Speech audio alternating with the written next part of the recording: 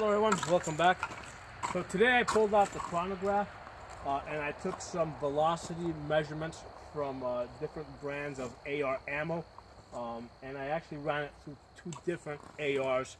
One had a 16-inch barrel and the other one had an 18-inch barrel. Okay. Now, if you go to Wikipedia or something and you look up the energy of the 5.56 caliber, okay. Basically, they will usually quote you something like, what is it, like 1,300 foot-pounds of energy, okay? Now, something to keep in mind, that's usually quoted out of a 20-inch barrel, okay? Because that's what the original ARs and M16s that the military uses are, okay? So when the barrel is cut down, okay, there's less pressure building up inside the barrel, so you're going to lose some velocity, which means that you're going to lose some energy. Now, I don't use velocity calculations, or I don't quote velocity calculations, and the reason for that is because if you're using different weight bullets, obviously the bullet's going to be slower because of the weight of the bullet. So what I do is I do an energy calculation, which basically takes the velocity, squares it. Okay, so you're multiplying it against itself. You're multiplying that by the weight of the bullet, and then you're dividing it by a conversion factor just to bring it down to a meaningful number, okay?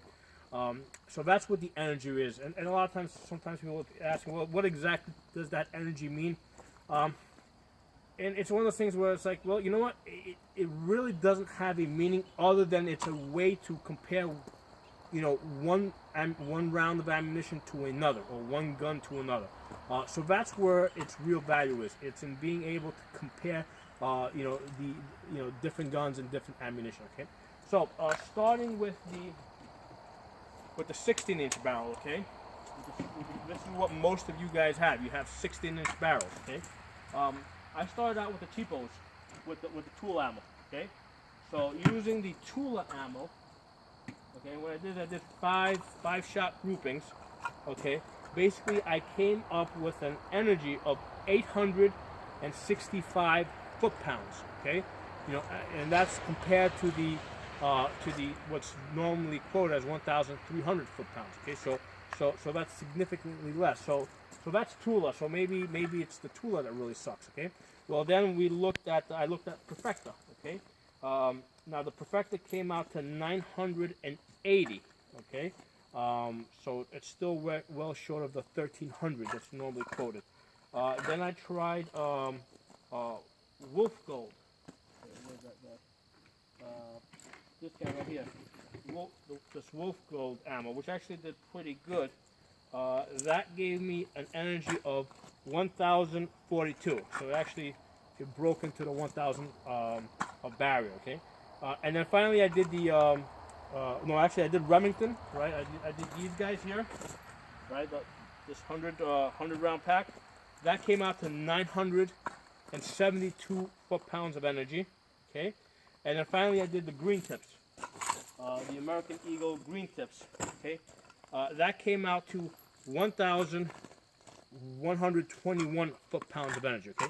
So normally, when you're being quoted the 1,300 foot-pounds of energy, they're usually using these green tips, which are a little bit faster, a little bit harder hitting. Those are 6.2 grain bullets. Okay, so just comparing apples to apples here, So if you put that in a 20-inch barrel, you're going to get 1,300 foot-pounds of energy, but by putting it in a 16-inch barrel, you're now getting 1,121. So you're losing, you're basically losing about 200 foot-pounds of energy.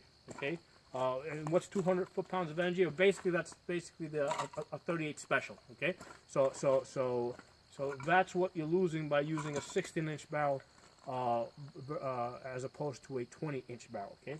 Now, what I also did is I pulled out my 18-inch AR, this guy here, the Ruger MPR, okay, and I ran these guys through it just to kind of get an idea. I won't go through the whole thing all over again, but basically, with the green tips, okay, it jumped up to 1,222 foot-pounds, okay. So basically, in that case, I'm with the 18-inch barrel, I'm only 80 foot-pounds short from what I would have if that was a 20-inch barrel. Okay, that's what I lose by giving up 2 inches on the barrel length. I lose 80 foot-pounds of energy. Okay, with the Wolf Gold, I had 1,136 foot-pounds of energy. Okay, as opposed to what I had before, as opposed to 1,042. So basically, what did I give up there? Basically, almost 100 foot-pounds of energy I gave up there. So basically, for 2 inches of barrel, okay, for 2 inches of barrel, you lose 100 foot-pounds of energy. Okay, so if you, by cutting it down 4 inches, right, from your 20-inch to your 16-inch, you're basically losing about what did I say that was 200 foot-pounds of energy. All right, so I know that's a lot of numbers, and some of you may not be interested, but some of you will be interested. And what I kind of find interesting here, right, in summary, is going back to the 16-inch barrel. Basically, if I look at my averages, I'm basically averaging there around 950 foot-pounds of energy. You know, with the 223 calibers, with the 5.56 calibers, if you average all those things out, it comes out to about 950 foot-pounds, which is equivalent to the 30 carbine that was being used by the U.S. Army during World War II.